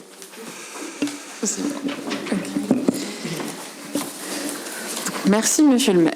Alors, le maire informe l'Assemblée, conformément à l'article 34 de la loi du 26 janvier 84, selon lequel les emplois de chaque collectivité ou établissement sont créés par l'organe délibérant de la collectivité ou de l'établissement. Il appartient donc au conseil municipal de fixer l'effectif des emplois nécessaires au fonctionnement des services. Considérant la liste d'aptitude des agents de catégorie B du centre de gestion de la Meurthe-et-Moselle, considérant la réussite au concours de rédacteur principal de 2e classe, le tableau des effectifs doit être modifié. Donc on crée bien un poste de rédacteur principal de 2e classe titulaire à temps complet dans la filière administrative avec pour effet au 15 avril. Considérant que les crédits sont prévus au budget primitif de la commune, chapitre 012, charges de personnel et frais assimilés, il est proposé au conseil municipal d'adapter le tableau des effectifs en fonction de ce qui précède. Est-ce qu'il y a des questions? Non, pas de question, Madame Guérin, si vous pouvez chaleureusement féliciter l'agent qui a réussi son concours. D'accord. Et elle a déjà eu les félicitations de l'ensemble du Conseil. Voilà, donc point, pas de... Non. T'as passé au vote, j'ai pas fait attention. Non. Donc, qui est contre et qui s'abstient? Merci, dernier point. Je vais vous en parler. Alors donc, il s'agit des modalités de récupération des heures supplémentaires des agents. Je vous passe un petit peu les premiers vu l'article pour reprendre le dernier qui est vu le décret 2020-592 du 15 mai 2020 relatif aux modalités de calcul et de la majoration de la rémunération des heures complémentaires des agents de la fonction publique territoriale nommés dans des emplois permanents à temps complet et non complet. Permanent à temps non complet, pardon. Et vu l'avis du comité technique du 16 mars 2022, et considérant ce qui suit, donc je vous ferai la lecture, hein, vous avez la situation on va dire à aujourd'hui, et la situation qu'on vous propose avec avis favorable du comité technique à partir du 1er mai de cette année. Donc vous avez le tableau, en gras, le tableau donne les nouvelles règles d'heures supplémentaires. On applique simplement le décret. Est-ce qu'il y a des questions? S'il n'y a pas de questions, je passe au vote. Qui est contre? Abstention? Merci. Merci pour ce conseil municipal qui a été consacré au budget essentiellement. Et je tiens encore à remercier tous les agents et notamment le service finance et Madame Kempenich qui ont travaillé donc qui ont enchaîné le compte administratif et le budget. Donc merci à toutes ces personnes.